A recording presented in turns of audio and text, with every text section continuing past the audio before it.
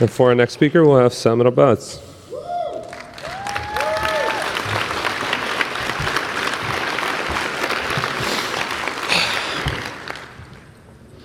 Hi everyone, I'm Samer from Play Arabi, a mobile game publisher focused on the Arab world. The 3 in Arabi represents the Arabic letter Ain in a form of writing with English letters that we used to chat online before the internet supported Arabic. So I'll get identity out of the way first. I'm from the Arab world and Arabic is my native language. I'm Muslim, I'm Jordanian and Palestinian, go figure. I was born in Kuwait and moved to Jordan during the Gulf War. I've wanted to become a game designer since I was 13 years old. It started when my mom got us a Super Nintendo from the US. I'd play Super Mario World with my brother. He was much better than me, so I was player 2. And I had plenty of time to watch him play and plenty of time to marvel at how fun the game was, and I'd start asking questions like, how did they make it so fun? And I'd started buying overpriced import magazines to read developer interviews. People like Miyamoto and the late Gunpei Yokoi were legends to me for bringing so much joy to so many people, and I wanted to be a game designer just like them. But I was in a region plagued by wars, by poverty, poor education, many problems. I felt I had to contribute something meaningful, and entertainment didn't seem like an appropriate choice. So I went with engineering. In my final year, in one of the courses, I was given an interactive learning software that made understanding complex engineering concepts very easy. I realized from this how impactful interactivity and games can be, and how they can be much more than entertainment. And this rekindled my love for game design and reconciled it with my desire to make a difference in the region. I got my calling.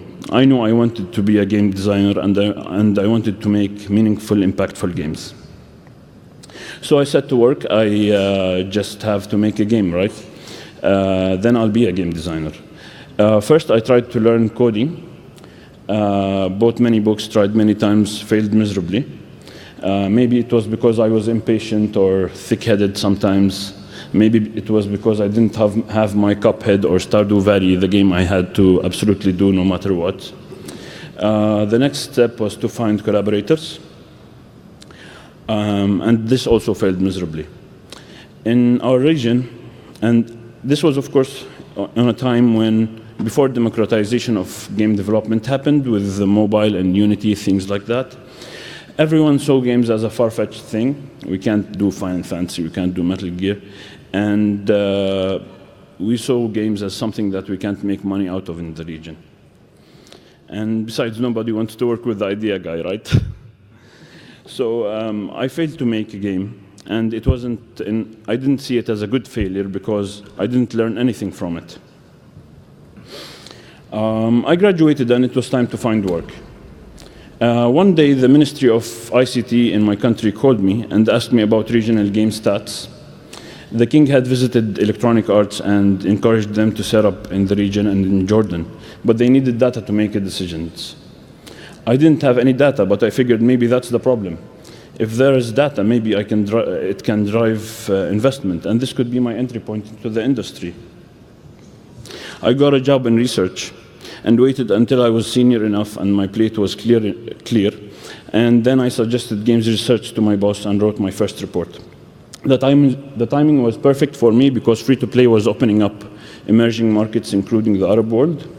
My report sold a few copies, and I was free to continue doing this research in games. My work was used by companies like Electronic Arts and Wargaming. I learned that my talk in Nordic Game 2010 inspired 2 Danish ladies to hold a game dev workshop for girls in the region. And seeing my impact felt great. So I had dipped my toes into the games industry. Now it's time to go deeper. For the next 2 years, I'd look for jobs in international companies, but it didn't work out. Interest in the region wasn't that big yet. There were priorities like, China, Russia, South America. We were on the waiting list. But even the companies going to the region, they'd hire internally or they'd hire native speakers from where they are based. So being in the region was a disadvantage.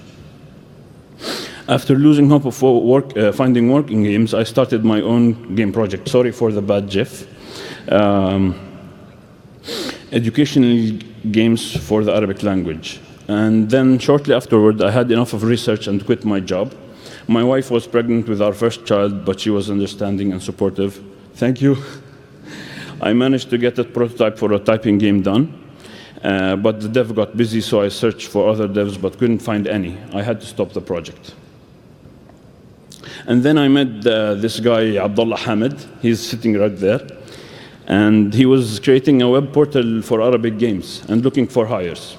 I thought it was a good way to get to know more devs because of my experience looking for devs.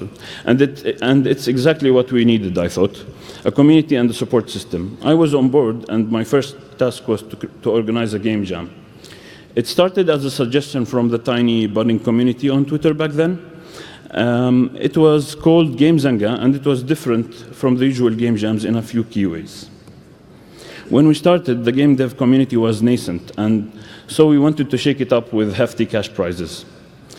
But as we attracted more developers, we gradually reduced prices until we completely phased them out by the 5th year. We wanted to model it after the global game jam, but it was difficult. Local communities in some countries were too small or non-existent, and traveling across the region is very difficult because of tensions, wars, and visas required for some countries. And we had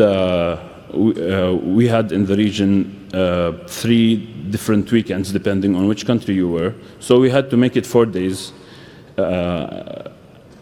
As you can see, we can't even agree on the weekend when it happens. The upside was that devs had more time to learn things and polish the games, the theme, and then there was the theme. We imposed the first one, but afterwards we made it also like Ludum Dare. We made it community suggested and voted. What happened in the next 3 years was amazing. In 2012, at the height of the Arab Spring, the community voted for the theme freedom. In 2013, when things looked ugly, took an ugly turn and the counter-revolutions kicked in, the theme was lost. And in 2014, when we thought things were crazy enough, ISIS disagreed. So it was chaos. Game Zanga had been running for 7 years. 380 Arabic games came into existence over Zanga weekends. I cannot claim credit for the idea or the success of Game Zanga. It was the community, but I was organizing it, and I'm proud of that. I'm also happy because I got to participate once as a jammer, and I made a game with an Egyptian developer, a small game about sacrifices we make when we insist to achieve our goals. Eventually, the portal business closed, and I lost my job. Shortly afterwards, I joined 2 friends who were starting a mobile game publishing business. I've seen hundreds of incomplete games, many of them fantastic, but they rarely reached their full potential or got noticed. We lacked a lot of know-how related to releasing games and marketing them. We needed big success stories because we do not have the big companies like Electronic Arts and Nokia, which industries thrive around, whether we like it or not. Maybe if we succeed, maybe if my company succeeds, we can fill that role. Most game dev studios in the region had shut down, and funding appetite for games was low. But the regional opportunity is huge, so we focused on localizing and publishing international games. When the time is right, we do want to publish Arabic games into the international market and the global market. And for me personally, it was a chance to get closer to the product side of games and get closer to my dream. But I ended up handling admin, marketing, and distribution. Not exactly what I wanted, but I do occasionally have the chance to, suggest features or design levels. So that's it. There you have it. I wanted to design games since I was 13 years old. And now I'm 36, and I still can't call myself a game designer.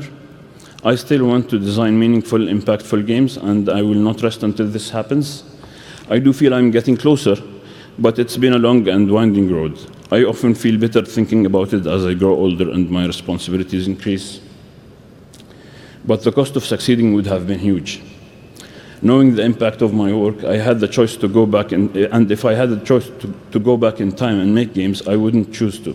Because for me, it's ultimately about making a difference and an impact, and that's my number one reason to be.